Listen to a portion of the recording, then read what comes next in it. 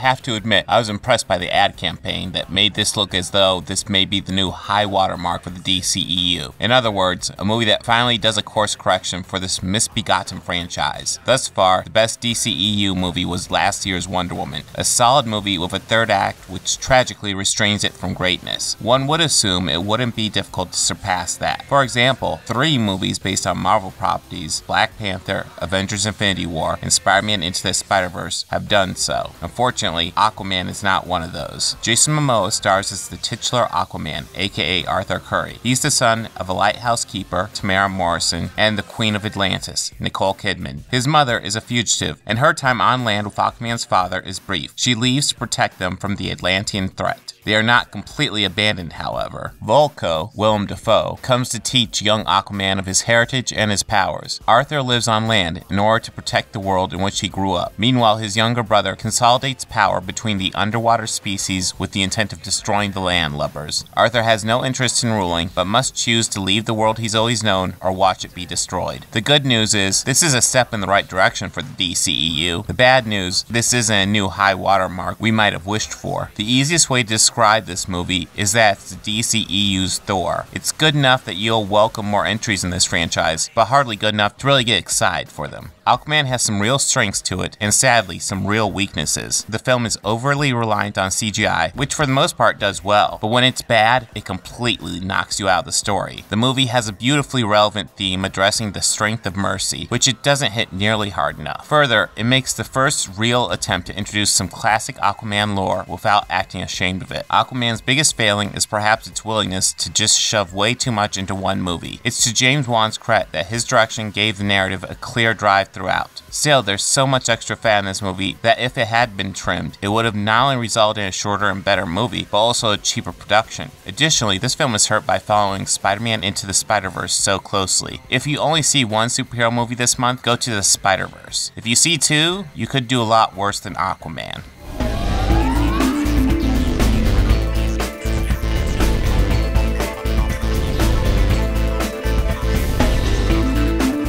Hey, if you like this video, please make sure to hit that like button and go ahead and subscribe. That helps me out a lot. And if you really love this video, consider visiting my Patreon page.